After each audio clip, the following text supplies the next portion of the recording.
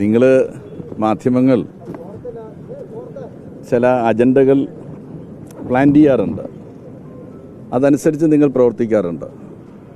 യഥാർത്ഥത്തിൽ ഞാൻ ഇന്നലെ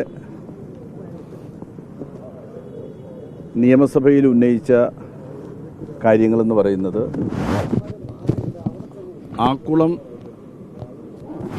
പുനരുജ്ജീവന പദ്ധതി നടപ്പിലാക്കുന്നതിൽ ചില ഉദ്യോഗസ്ഥർ കാണിക്കുന്നതായിട്ടുള്ള അനാസ്ഥയെ സംബന്ധിച്ച് ഉള്ളതാണ്. ആക്ച്വലി ഈ ഗവൺമെൻറ് വന്നതിന് ശേഷം, രണ്ടാം പിണറായി ഗവൺമെൻറ് വന്നതിന് ശേഷമാണ് ഈ പദ്ധതിക്ക് ജീവൻ വെച്ചത്. ഞാൻ അതിനകത്ത് സൂചിപ്പിച്ച പല കാര്യങ്ങളിലും ശക്തമായിട്ടുള്ള നിലപാട് സ്വീകരിച്ചത് ഇപ്പോഴത്തെ മന്ത്രിയാണ്, ശ്രീ മുഹമ്മദ് റിയാസാണ്. ഞാൻ അതിനകത്ത് പറഞ്ഞൊരു കാര്യമുണ്ട്, ഒരു സ്വകാര്യ കൺസൾട്ടൻറ്റിനെ അവിടെ വെക്കുകയുണ്ടായെന്ന് പറഞ്ഞു. അത് യഥാർത്ഥത്തിൽ മിനിസ്റ്റർ അറിയാതെ വെച്ചതാണ്. അക്കാര്യം അദ്ദേഹത്തിൻ്റെ ശ്രദ്ധയിൽ, എൻ്റെ ശ്രദ്ധയിൽ തന്നെ പെടാൻ ഏതാണ്ട് 8-10 മാസക്കാലം വേണ്ടി വന്നു എന്നുള്ളത്. ഇങ്ങനെ ഒരു സ്വകാര്യ ഏജൻസിയെ കൺസൾട്ടൻ്റായിട്ട് നിയമിച്ചിരിക്കുന്നു എന്നുള്ള കാര്യം എൻ്റെ ശ്രദ്ധയിൽ വരാൻ തന്നെ കുറേയേറെ വൈകി. എൻ്റെ ശ്രദ്ധയിൽപ്പെട്ട ഉടൻ തന്നെ ഞാൻ അദ്ദേഹത്തിൻ്റെ ശ്രദ്ധയിൽപ്പെടുത്തി. വേറൊന്നും നോക്കിയില്ല. ആ സ്വകാര്യ ഏജൻസിയെ, കൺസൾട്ടൻ്റായിട്ട് കുറച്ച് കാലമായിട്ട് പ്രവർത്തിച്ചിരുന്ന ഏജൻസിയെ അദ്ദേഹമാണ് പിരിച്ചുവിട്ടത്. ക്യാബിനറ്റിൽ ഈ വിഷയം കൊണ്ടുപോയത് അദ്ദേഹമാണ്. ക്യാബിനറ്റിൻ്റെ അംഗീകാരം വാങ്ങിച്ച അദ്ദേഹമാണ്.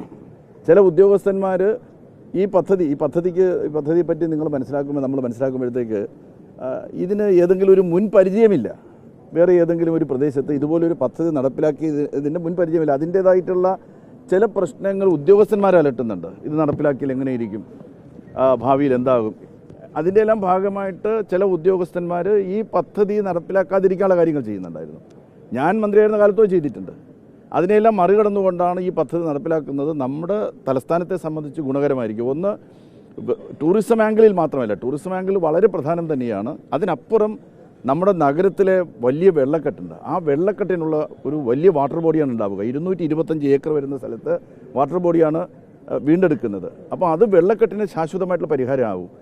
ഒപ്പം തന്നെ ആക്കുളത്തിൻ്റെ പഴയകാല പ്രതാപം, വളരെ പഴയ കാലത്ത് ധാരാളം ബോട്ടിംഗ് എല്ലാം നടന്നിരുന്നതായിട്ടുള്ള ആ പഴയകാല പ്രതാപം വീണ്ടെടുക്കാൻ സാധിക്കും. ഇതെല്ലാം വെച്ചുകൊണ്ടാണ് ഈ 96 കോടിയുടെ ആ പ്രോജക്റ്റിനുള്ള അംഗീകാരം മന്ത്രിസഭ നൽകുന്നത്. അതിനെല്ലാം ഈ പ്രോജക്റ്റുമായിട്ട് ക്യാബിനറ്റിൽ പോയതും ഈ പ്രോജക്റ്റിന് വേണ്ടി വാദിച്ചതും എല്ലാം തന്നെ റിയാസാണ്, ഇന്നത്തെ മന്ത്രിയാണ്. ഞാൻ യഥാർത്ഥത്തിൽ വീണ്ടും ചില ഉദ്യോഗസ്ഥന്മാർ അതിനകത്ത് തുടക്കം വെക്കുന്നതായിട്ട് എനിക്ക് തോന്നിയുകൊണ്ട് നിയമസഭയിൽ അത് അവതരിപ്പിച്ചു എന്നുള്ളത് മാത്രമേ ഉള്ളൂ. അദ്ദേഹമാണ് യഥാർത്ഥത്തിൽ ഈ പ്രോജക്റ്റ് നടപ്പിലാക്കുന്നത്. അദ്ദേഹവും ഞാനും തമ്മിൽ എന്തോ തർക്കം, അല്ലെങ്കിൽ ഞാൻ അദ്ദേഹത്തെ വിമർശിക്കുകയാണ്. നിങ്ങൾ കണ്ടെത്തിയ ഒരു കാര്യം മാത്രമാണത്. എൻ്റെ വാക്കിൽ എവിടെയെങ്കിലും അദ്ദേഹത്തെ വിമർശിച്ചായിട്ട് ഞാൻ പറഞ്ഞ ഏതാണ്ട് 6-7-8 മിനിറ്റ് നേരം നീണ്ടു നിന്നതായിട്ടുള്ള എൻ്റെ സംഭാഷണത്തിൽ എവിടെയെങ്കിലും ഞാൻ ഗവൺമെൻറ്റിനെയോ മിനിസ്റ്ററെയോ വിമർശിച്ചതായിട്ട് ഒരു വാക്ക് ചൂണ്ടിക്കാണിച്ചു തരാൻ സാധിക്കുമോ? ഉദ്യോഗസ്ഥന്മാർ മൊത്തം ഞാൻ പറഞ്ഞില്ല, ഒരു ചെറിയ വിഭാഗം ഉദ്യോഗസ്ഥന്മാർ.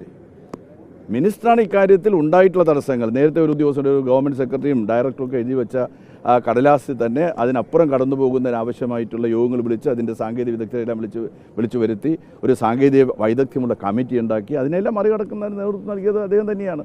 ഈ പ്രോജക്റ്റ് അദ്ദേഹത്തിൻ്റെ കൂടെ ഫ്ലാഗ്ഷിപ്പ് പ്രോജക്റ്റാണ്. മുഖ്യമന്ത്രിയുടെ രണ്ടാമത് അദ്ദേഹം അധികാരമേറ്റെടുത്തതിന് ശേഷം നടത്തിയ ആദ്യ പത്രസമ്മേളനത്തിലെ ഫ്ലാഗ്ഷിപ്പ് പ്രോജക്റ്റുകളിൽ അദ്ദേഹം പറഞ്ഞ ഒന്നാമത്തെ പ്രോജക്റ്റ് ഇതാണ്. ചില ഉദ്യോഗസ്ഥരെന്ന് പറഞ്ഞാലും എക്സിക്യൂട്ടീവും സർക്കാരിൻ്റെ ഭാഗമല്ലേ?